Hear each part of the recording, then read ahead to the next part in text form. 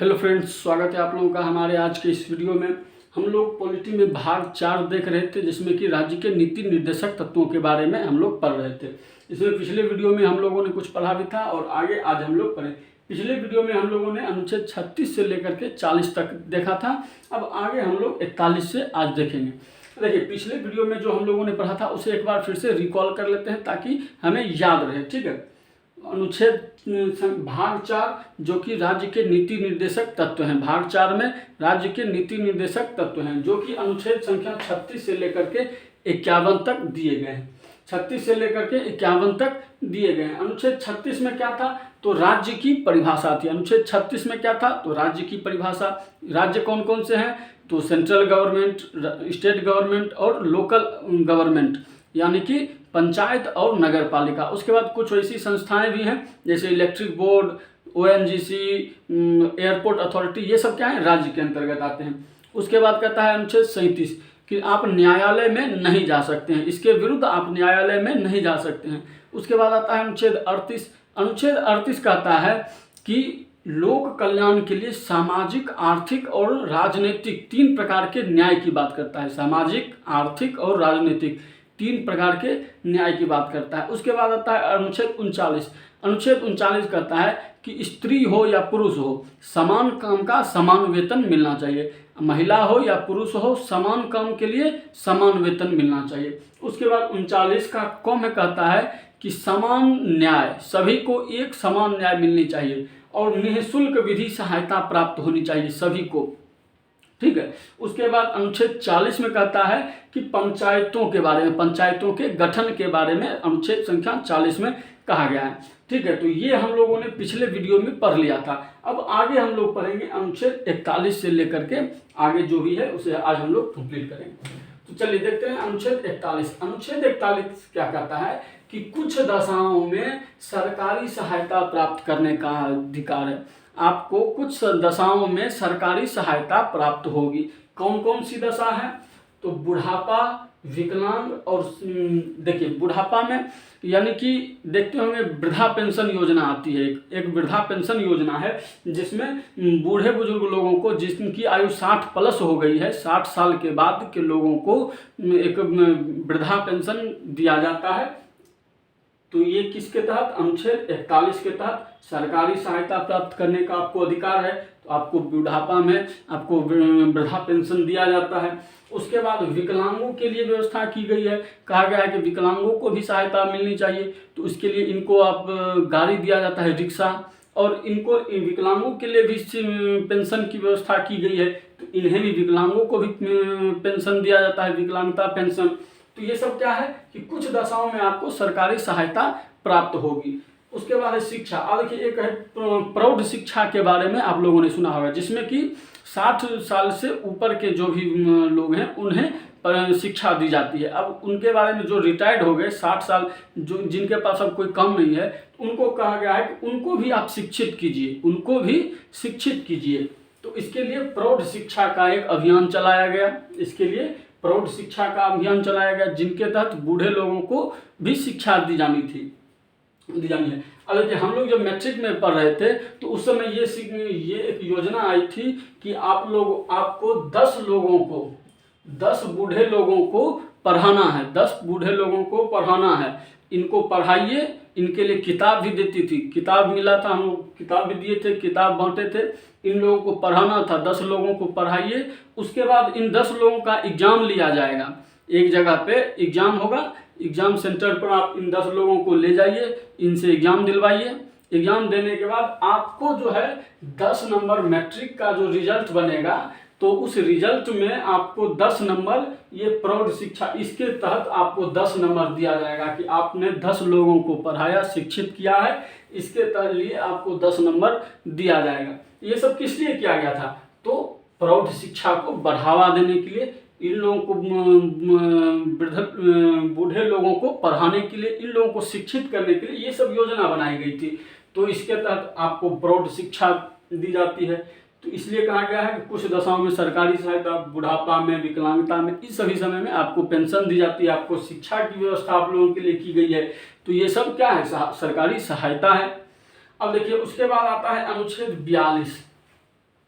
उसके बाद आता है अनुच्छेद 42। अनुच्छेद 42 में कहता है कि न्याय संगत, आप जब कोई भी काम करते हैं तो वह न्याय संगत आपके लिए काम होना चाहिए। यानी जो आदमी, जो व्यक्ति जिस काम के लायक हो उसे वही काम दिया जाना चाहिए। जो व्यक्ति जिस काम के लायक हो वैसा काम ही उसे दिया जाना चाहिए, इसे कहते हैं न्याय संगत काम। उसके बाद कहा गया कि मनोचित दशा, यानी कि आप जहाँ काम कर रहे हैं आपका मन वहाँ लगना चाहिए, वैसी व्यवस्थाएं उपलब्ध करानी। यानी कि मान लीजिए, जैसे मान लीजिए कोई महिला है जो कि ग्रुप डी में जिस नौकरी हुआ है, कोई महिला है जिसे ग्रुप डी में नौकरी हुआ है, अब वो प्रेग्नेंट है। अब ग्रुप डी में तो बहुत ज़्यादा फिजिकल वर्क वाला काम होता है, भारी काम होता है ग्रुप डी में। अब वह प्रेग्नेंट है तो उसके लिए कहा गया है कि तब तक के लिए उसे कोई ऐसा काम दे दीजिए जहाँ पर कि उसे मेहनत अधिक ना करना पड़े, जहाँ उसे मेहनत अधिक ना करना पड़े, वह आराम से बैठ करके भी वह काम कर सकती है। तो इसलिए कहा गया है कि उसकी मनोचित दशा उपलब्ध कराना है। उसके बाद इसी में एक और बात कहा गया है कि प्रसूति सहायता उपलब्ध कराना है।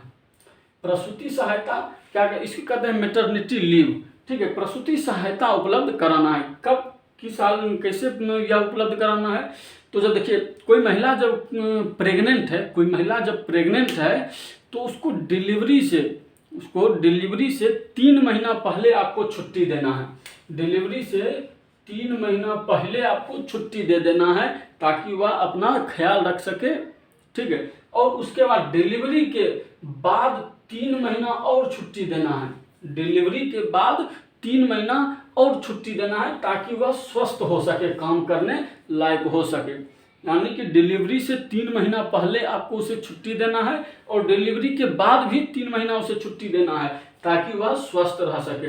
यानी कि टोटल 6 महीने का आपको उसे छुट्टी देना है। और इस छुट्टी में आपको उसका पैसा, उसका जो वेतन है, वेतन भी नहीं काटना है। यानी कि वेतन भी आपको उसका, इस 6 महीने का वेतन भी उसे देना है।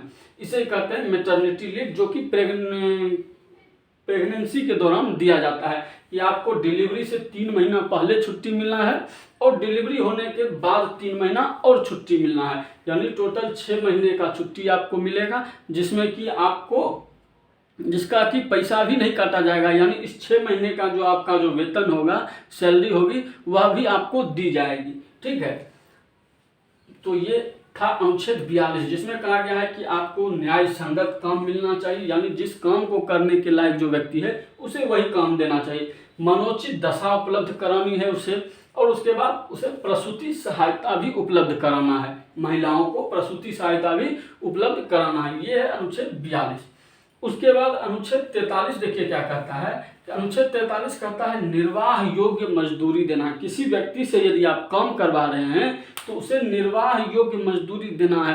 यानी जिससे कि उसका जीवन चल सके, इतना पैसा आपको देना है जिससे, जितना मजदूरी, न्यूनतम मजदूरी आपको देना है, निर्वाह योग्य मजदूरी। अब देखिए अनुच्छेद इसमें कहा गया है किसी से आप मतलब ऐसा नहीं कि काम करवा ले। मान लीजिए किसी से काम करवाए, पूरा दिन किसी लेबर से काम करवाए और लास्ट में उसे जाते समय 20 रुपया दे दिए, कहे कि आपको यही मजदूरी होगा। तो ऐसा नहीं करना है, आपको इतना मजदूर, निर्वाह योग्य मजदूरी देना। यानी कि मजदूरी इतना मजदूरी देना है ताकि उसका जीवन चल सके, यानी कि उसका खाने और रहने की व्यवस्था हो सके, इतना मजदूरी आपको देना है। ये नहीं कि 20 रुपया दे दिए, पूरा दिन काम करवाए 20 रुपया दे दिए, हो गया, तो ऐसा नहीं करना है। तो यह अनुच्छेद 43 के तहत रहता है। लेकिन अगर नहीं भी कोई देता है तो हम कुछ नहीं कर सकते हैं, क्योंकि 37 में कहा गया है कि आप न्यायालय इसके विरुद्ध नहीं जा सकते, ठीक है। अब देखिए उसके बाद आता है 43 का क, अनुच्छेद 43 का क, जिसमें कहा गया है कि कामगारों की भागीदारी। कहाँ भागीदारी? तो किसी फैक्ट्री में, किसी संस्था में यदि वर्कर्स काम कर रहे हैं, जहाँ वर्कर्स काम कर रहे हैं, उसमें कोई भी निर्णय लेने से पहले, कोई भी डिसीजन लेने से पहले आपको एक बार वर्कर्स से भी बात करनी चाहिए, उनकी भी इच्छा जान लेनी चाहिए। मान लीजिए किसी फैक्ट्री में 3 शिफ्ट काम चलता है, तो टाइमिंग उसका क्या सेट करना है, तो इसके लिए आप एक बार उनसे भी पूछ लीजिए कि आप जो टाइमिंग जो सेट करना है तो क्या आपके हिसाब से यह सही है या ठीक है। इसके लिए उनसे भी राय ले लीजिए। या कब छुट्टी देना है, छुट्टी के लिए क्या करना है, इसके लिए भी आपको उनसे डिसीजन ले लेना है। तो कहा गया है कि कामगारों की भागीदारी होनी चाहिए, जिस संस्था में वो काम कर रहे हैं उसके निर्णयों में, उसके जो डिसीजन होगा उसमें कामगारों की भी भागीदारी होनी चाहिए। लेकिन ज़्यादातर तो ये होता नहीं है, ज़्यादातर ये होता बिल्कुल नहीं है। तो ये कहा गया है अनुच्छेद 43 के क के तहत कामगारों की भागीदारी होनी चाहिए। नहीं भी होता है तो कोई दिक्कत नहीं है, आप कहीं नहीं जा सकते, कुछ नहीं कर सकते, क्योंकि इसमें साफ कहा गया है कि आप न्यायालय में इसके विरुद्ध नहीं जा सकते हैं। यह उसके ऊपर, उस संस्था के ऊपर निर्भर करता है कि वह करेगी, आपसे सलाह लेती है या नहीं लेती, वह उस संस्था का अपना निर्णय होगा। ठीक है। उसके बाद अनुच्छेद 43 के ख में कहा गया है, ये 43 का क था, ये 43 का ख है। 43 के ख में कहा गया है कि सहकारी समिति, यानी सहकारी समिति कोऑपरेटिव सोसाइटी, कोऑपरेटिव सोसाइटी, यानी इसमें क्या होता है कि कोई सरकार यदि कोई योजना चला रही है, कोई काम कर रही है, तो उस काम को करने के लिए, अब हर जगह तो सरकार काम तो करने के लिए आएगी नहीं, देखने के लिए आएगी नहीं हमेशा, तो इसके लिए कहा गया है कि सहकारी समिति का आप गठन कर दीजिए। यानी इसमें होगा कि किसी गांव में यदि कोई योजना चल रही है तो वहीं के 10-20 लोगों को मिला करके एक समिति बना दिए, जो भी योजना आई उस समिति के माध्यम से उस पूरे गांव में लागू होगी, चालू होगी। लेकिन इसमें क्या होता है कि निर्णय जो होता है, मुख्य रूप से जो डिसीजन आपको सरकार आपको सलाह देते रहती है कि इस काम को इस तरह से नहीं, ऐसे करना है, ऐसे नहीं, ऐसे करना है। तो इस चीज़ का जो सलाह है इसमें सरकार आपको देती रहती है, लेकिन आपको वहाँ जो काम करना है वह काम आप वह कोऑपरेटिव सोसाइटी के माध्यम से वह काम, वो समिति के माध्यम से वह काम होता है। अब जैसे देखे होंगे कोऑपरेटिव बैंक, कोऑपरेटिव बैंक देखे होंगे। कोऑपरेटिव बैंक क्या है, यह 20 लोगों का एक कमिटी है जो कि यह बैंक चलाती है, इसका पूरा डिसीजन वही 20 लोग मिल करके लेते हुए, 20 लोगों की यह एक समिति कमिटी बनी हुई है, वही कमिटी के तहत वह बैंक चलता है।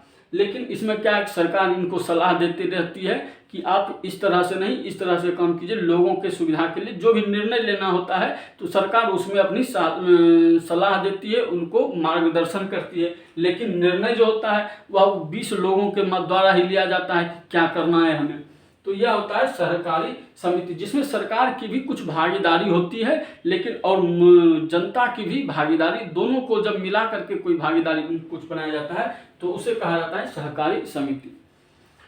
तो ये था अनुच्छेद 43। उसके बाद आता है अनुच्छेद 44। अनुच्छेद 44 क्या कहता है कि समान सिविल संहिता, यानी समान सिविल संहिता यानी सभी लोगों के लिए एक जैसा न्यायिक कानून होना चाहिए। यानी जो कि विवाह के मामले में या तलाक के मामले में या वसीयत के मामले में या जितना भी जो भी केस है, सभी के मामले में आपको समान सिविल संहिता लागू करना है। समान सिविल संहिता, अब देखिए एक होता है दंड संहिता और एक होता है आचार संहिता। आचार संहिता जो कि चुनाव से संबंधित होता है, और एक होता है दंड संहिता जो कि आपको न्यायालय आपके अपराध से संबंधित है, यानी अपराध करने के बाद जो आपको सजा सुनाई जाती है तो वह दंड संहिता के माध्यम से सुनाई जाती है।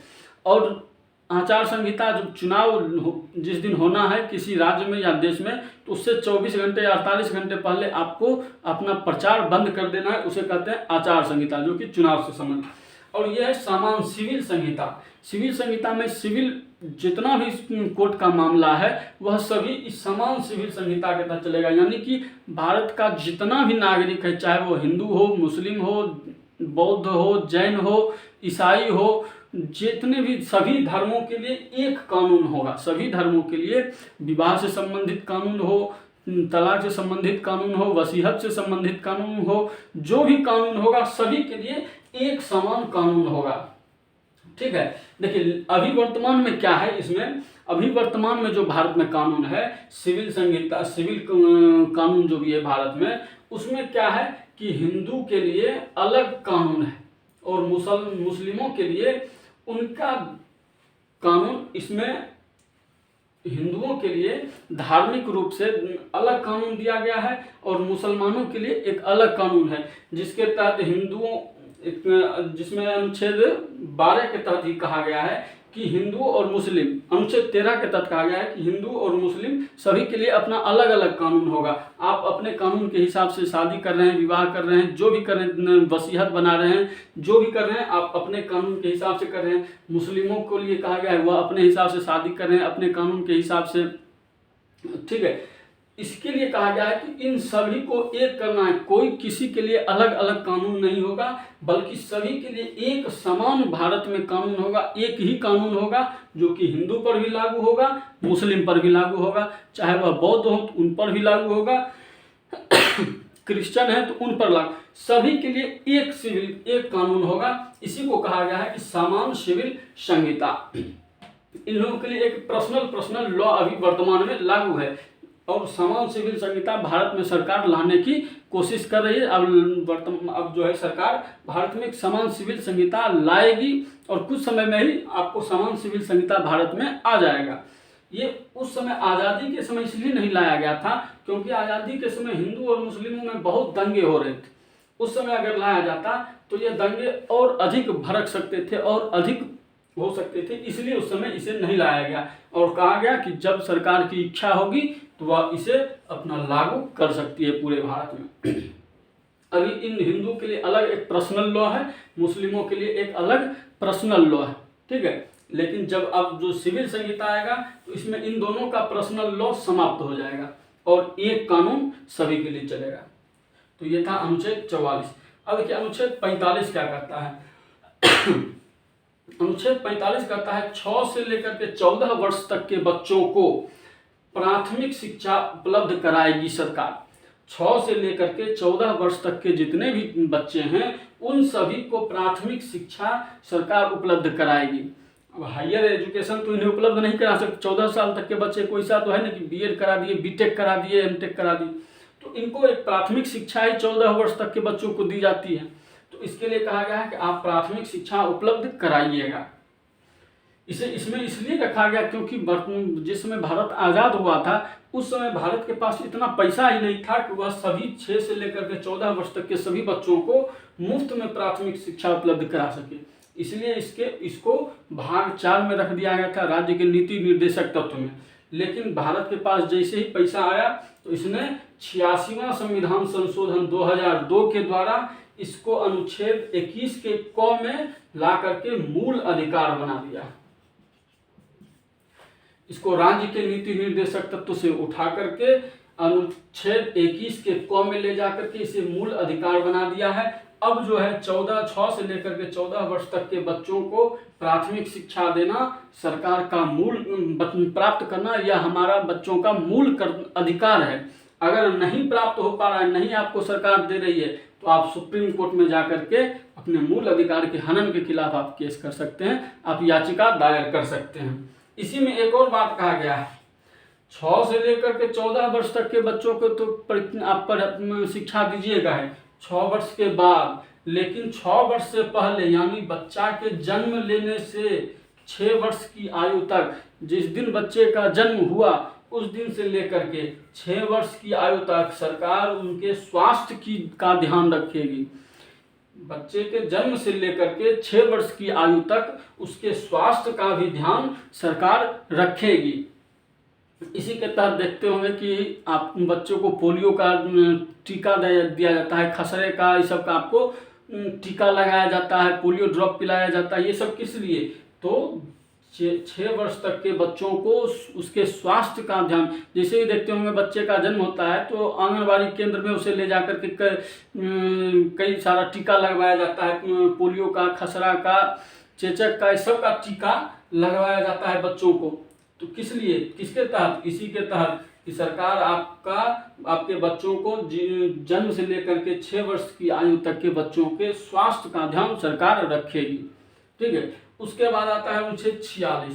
अनुच्छेद 46 क्या कहता है कि SC, ST और कमजोर वर्ग के लोगों के लिए विशेष व्यवस्था, SC, ST और कमजोर वर्ग के लोगों के लिए विशेष व्यवस्था।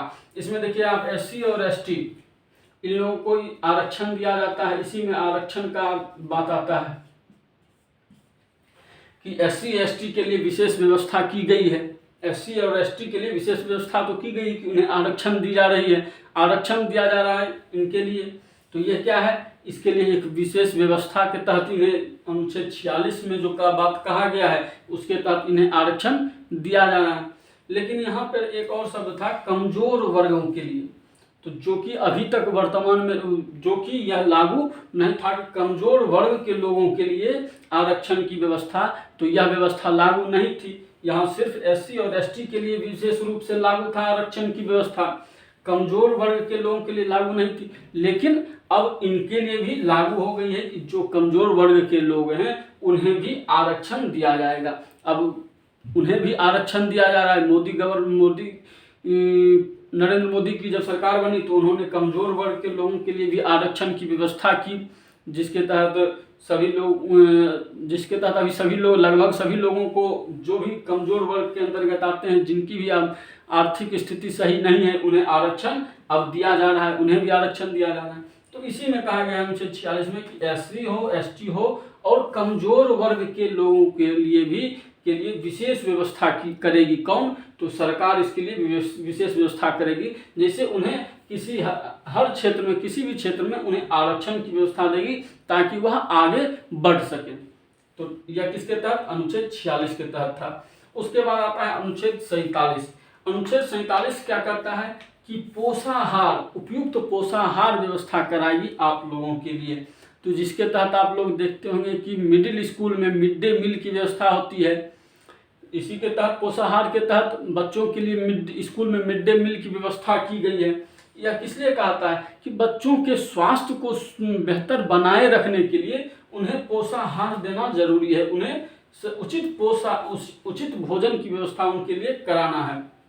उसके बाद लोगों को नशीली दवाओं पर प्रतिबंध लगाना और शराब पर प्रतिबंध लगाना, इन सभी पर में सरकार प्रतिबंध लगाएगी। इससे क्या है कि लोगों के स्वास्थ्य का ध्यान रखना इसमें कहा गया है कि सरकार का कर्तव्य होगा, जिसके तहत बच्चों को वह पोषाहार दे रही है।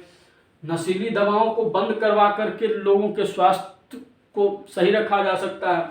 शराब पर प्रतिबंध लगा करके लोगों को स्वास्थ्य सुरक्षित रखा जा सकता है। अभी देखते हैं बिहार में शराब बंद कर दिया गया है, किसके तहत? तो इसी के तहत शराब बंद कर सकती है सरकार। नशीली दवाओं पर प्रतिबंध, इसी के तहत एक दवा आता है कोरेक्स, खांसी का एक दवा है कोरेक्स, जिसको एक पूरा डब्बा अगर पी ले तो बहुत ज़्यादा नशा चढ़ जाता है। तो इसी के तहत कोरेक्स को बैन कर दिया गया। यदि डॉक्टर पर्ची पर लिखता है, डॉक्टर प्रिस्क्रिप्शन में अगर लिखता है कि ये कोरेक्स देना है, तभी में कोई मेडिकल स्टोर वाला वह कोरेक्स दबा देगा, अन्यथा कोई मेडिकल स्टोर पर जाइएगा, कहिएगा कोरेक्स देने के लिए, वह आपको नहीं देगा।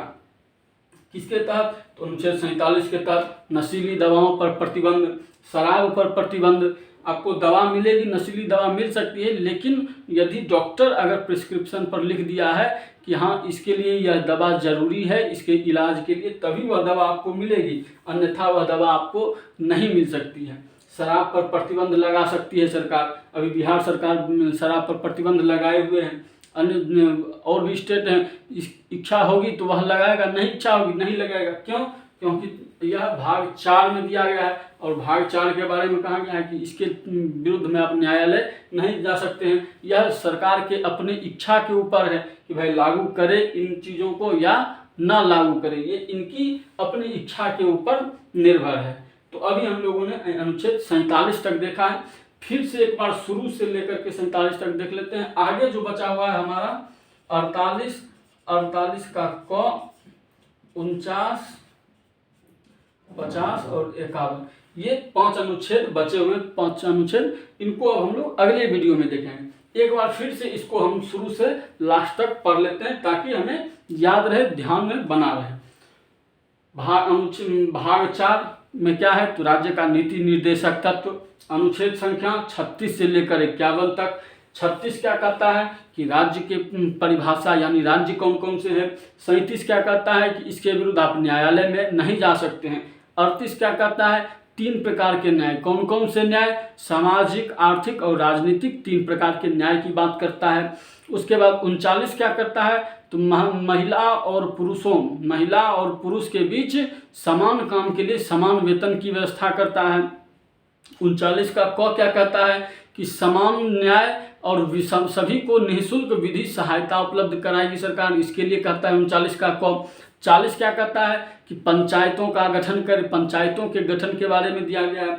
41 क्या कहता है कुछ दशाओं में सरकारी सहायता आपको प्राप्त होगी, जैसे बुढ़ापा में, विकलांगता में, इन सभी में आपको सरकारी सहायता प्राप्त होगी। 42 क्या कहता है न्याय संगत काम देगी, मनोचित दशा उपलब्ध कराएगी और प्रसूति सहायता उपलब्ध कराएगी। उसके बाद 43 क्या कहता है कि निर्वाह योग्य मजदूरी दिया जाएगा। 43 का क क्या कहता है कि किसी भी फैक्ट्री में कामगारों की भागीदारी होगी। 43 का ख क्या कहता है कि सहकारी समिति के गठन के बारे में कहता है, इनके प्रोत्साहन देने के बारे में कहता है। 44 क्या कहता है कि सभी के लिए समान सिविल संहिता होनी चाहिए। 45 क्या कहता है कि 6 से लेकर के 14 वर्ष तक के बच्चों को प्राथमिक शिक्षा उपलब्ध कराएगी। उसके बाद जन्म से लेकर के 6 वर्ष तक के बच्चों को के स्वास्थ्य का ध्यान सरकार रखेगी, जिसे कि अब अनुच्छेद 21 के क के तहत रख दिया गया है। 86वां संविधान संशोधन करके मूल अधिकार बना दिया गया है। अब यह आपका मूल अधिकार है, अब यह राज्य के नीति निर्देशक तत्व से हटा दिया गया है। उसके बाद 46 में क्या कहता है SC ST और कमजोर वर्ग के लोगों को आरक्षण विशेष व्यवस्था की बात करता है, जिसके तहत SC ST और कमजोर वर्ग के लोगों के लिए आरक्षण की व्यवस्था की गई है। उसके बाद 47 क्या कहता है कि बच्चों को पोषाहार देना चाहिए, यानी उचित आहार, ऐसा आहार देना चाहिए, भोजन देना चाहिए जिसमें पोषण हो, पोषण युक्त आहार को ही पोषाहार कहते हैं। उसके बाद नशीली दवाओं पर प्रतिबंध, शराब पर प्रतिबंध लगा सकती है सरकार। तो ये अनुच्छेद संख्या 36 से लेकर के 47 तक अभी हम लोगों ने अब कंप्लीट कर लिया है। अब इसके आगे 48 का क, 49, 50 और 51, इसके बारे में अब हम लोग अगले वीडियो में देखेंगे। उम्मीद करते हैं आप लोगों को यह वीडियो पसंद आया होगा। पसंद आया हो तो लाइक करें, सब्सक्राइब करें और शेयर करें, और हमें कमेंट्स में ज़रूर बताएं कि आप लोगों को हमारा यह वीडियो कैसा लगा। धन्यवाद।